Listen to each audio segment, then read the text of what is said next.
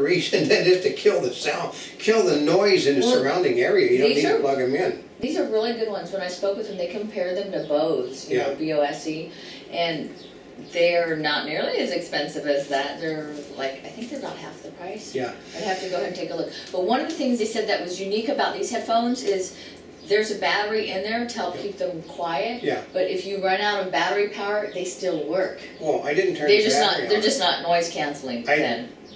I didn't care. Yeah. I didn't know how to turn it on. I just used them. I just put them over. I just wanted to do what I was doing with my computer without having all. I mean, there's like tens of thousands of people in there walking through an area, so I just wanted to shut the sound out. It actually quieted the area down.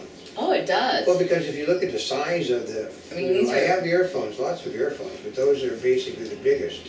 Well, and then they come in this. Look at this case that these come in. I know. That's how you know they're really good. Is that they're they come in a case. That's right. I'm supposed to turn it the other way. That's right. You turn them the other way. Okay.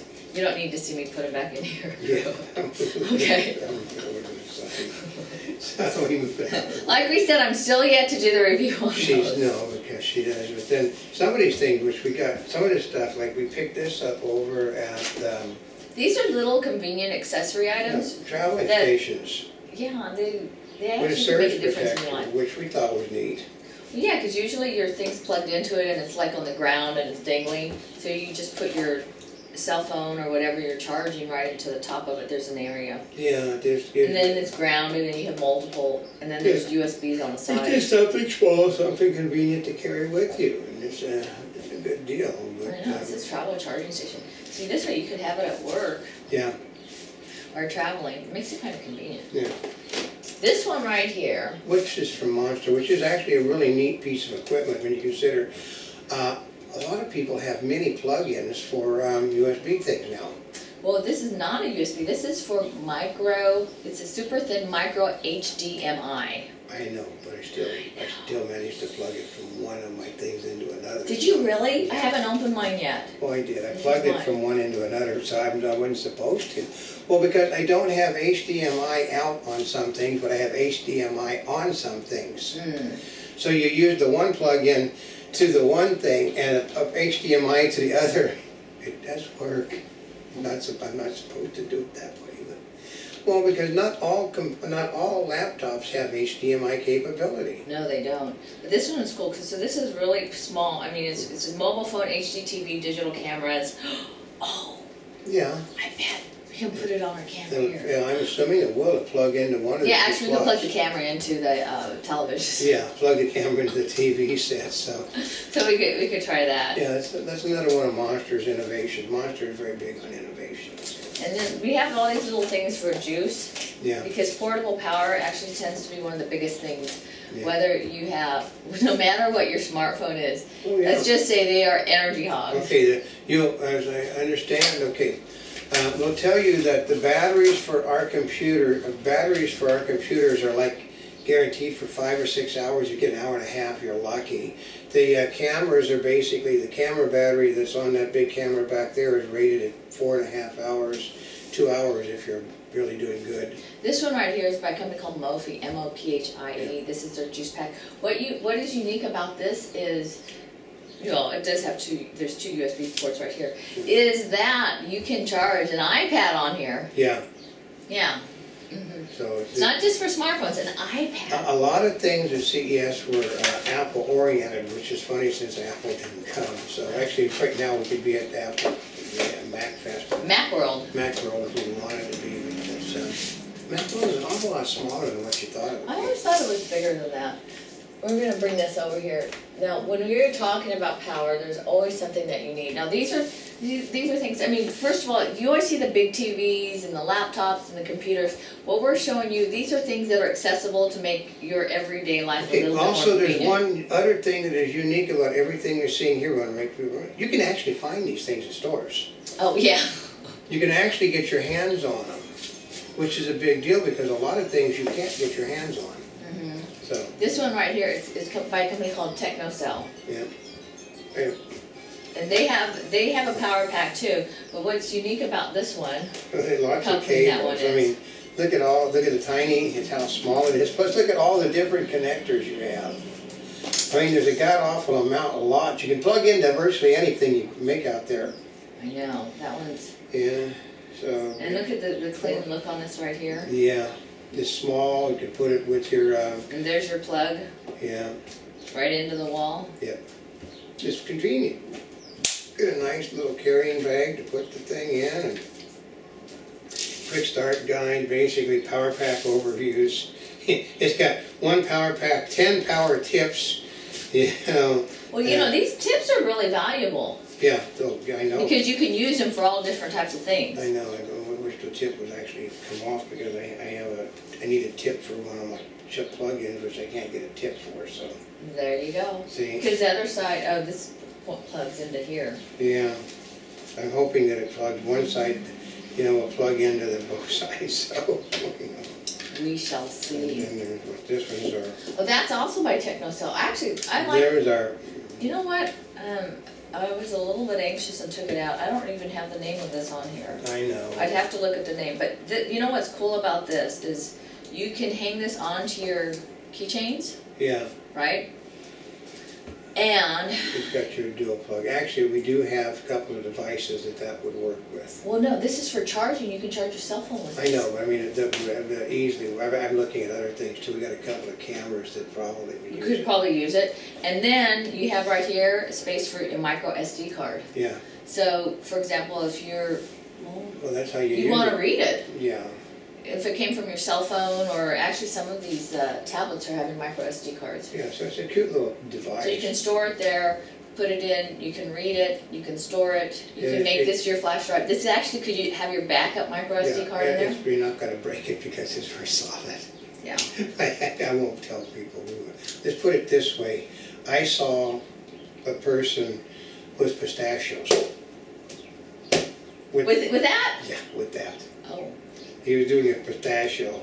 Yeah. That's not what it was meant for, but he was cracking his pistachios with it. So if he crushed his pistachios with it, well, they're already partly open. He would just rest it away with it. You know, so that's a good testimony right there. That is a solid case. That is a solid case. Yeah. And then we got our stuff. Actually, here's MSI, which we'll get this over. MSI was sort of an amazing company. We went. Well, actually, this just has extra stuff in it. I know, but MSI though. We got invited to an event that MSI did, and we'd never actually seen the stuff that they were doing. It was overstacking. Overclocking. Actually, I thought that was really cool. This was at the kart place. Yeah. You're doing kart racing, so I had to try that, of course. No, but we went there and we'd never seen, you know, what, I mean, Master Overclocking Arena 2011. Yeah, it was a she dropped it again, naturally, it's a good thing it wasn't breakable. But we would sit there, you see guys, we're talking huge containers of liquid nitrogen. They've got gloves on. Now, huge containers, we're talking like bigger than we were. Yeah, taller than me. Way up there. They're basically draining the stuff into smaller containers with gloves to keep from freezing. And then the guys were they were taking it out and pouring it into little thermos containers, and then taking the thermos containers and pouring it into their power systems, because they said that freezing the power systems, freezing the coils, allows you to get more oomph out of your, makes you a faster operating system. I was actually kind of fascinated by that because first of all, I've never seen anything like that. Yeah. And I'm like, why? First of all, is because they weren't using gloves and they're just pouring it. I know, and then they're sitting there flicking the stuff off, like, you know, it's on things, they're sitting there flicking it off of their equipment. You know, liquid nitrogen. And I asked, actually, the one round, I asked the guy, I said, can you tell me about this? I said, what are you doing there? And he said, well, we're pouring the liquid nitrogen in there to keep it cool, because we're running it, we want to see how fast it can run. Yeah, no, it made it, you know, like I said, it made it work faster, which because but they were literally just pouring the liquid nitrogen in there and it kept going and going. That most computers overheat. This was to keep the operating system from overheat, and then they're running tests and stuff, and God, I mean, we're seeing guys just pouring containers of this stuff.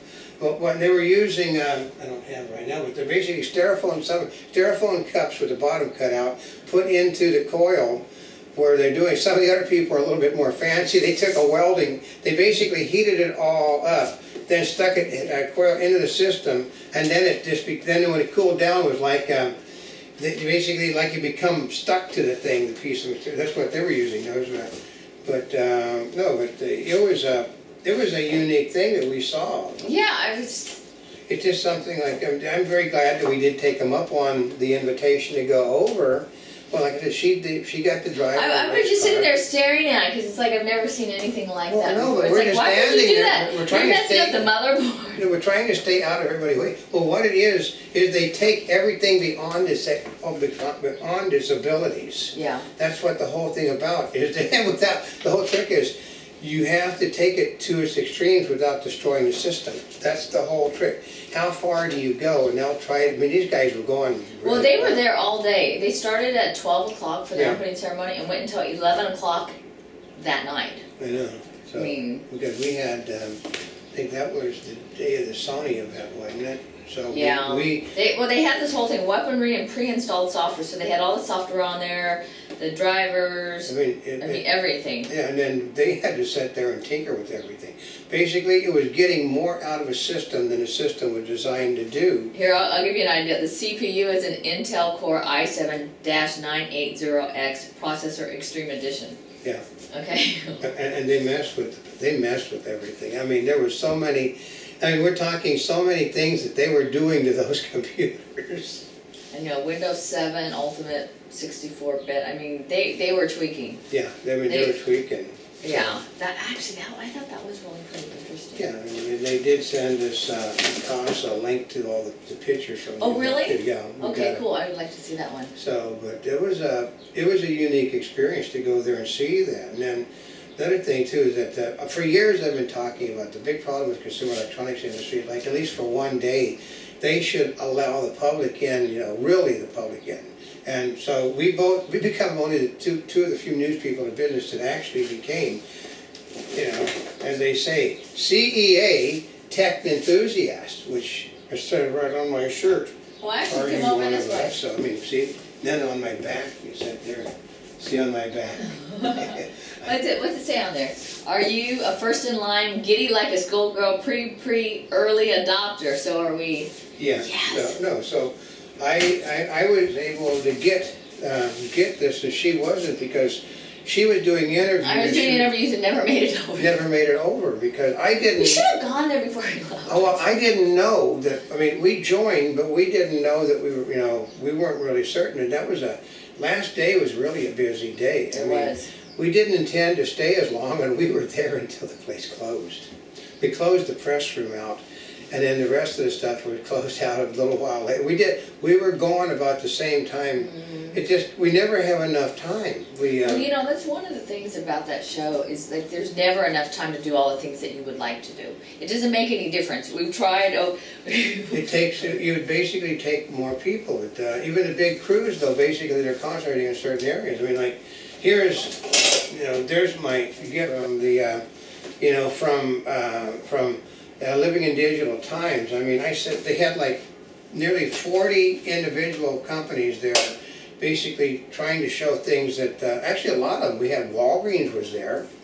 Mattel didn't bother to show up, they paid for the time, but we had the Jerry Rice's new game, where he's, the video game where he's the head of he's the commissioner of the Pet Dog League. No, but we had devices, we had this one, Body Media Fit was there. We had, I think, like you're going to see about 20 some more. I would have been happy if we'd have had lights on in the room, because I'm doing 3D with a 3D camera. It's not lit up enough. But I'm there while she's over doing other things, because it's, like I'm setting up. The neat thing about the people Living in Digital Times was after they got rid of the people that basically just showed up for the free food, then they served the adult liquids. So, we'll leave that to figure out what adult liquids are. That was for the people that were willing to stay around. But you got to see 2 minutes of people talking about their products, and there was a lot going on in those 2 minutes. When you think about, what did you think was the coolest thing that you saw at CES? Okay, like I tell people, what impressed me the most was what I didn't see. Ah. Because what I had been told was going to be there was not there. Mm-hmm. And I was very intent on, honestly, we went over to concentrate on 3D, and concentration on 3D turned out to be somewhat of a disaster. Because a lot of people, okay, what happened was they invested in signage, and signage is a big expense. So they had these big 3D exhibits up, and we'd already been to stores. We knew these sets weren't available. You can't get these sets. You can't look for a Toshiba in a store.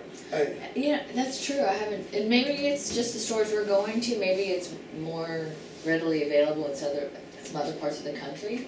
This is Southern California. This is the tech capital of the universe out here. And other Silicon Valley. Yeah, well, no, but you're going to have everything that you can think of. I mean, well, right up the road is where all of the geek publications are.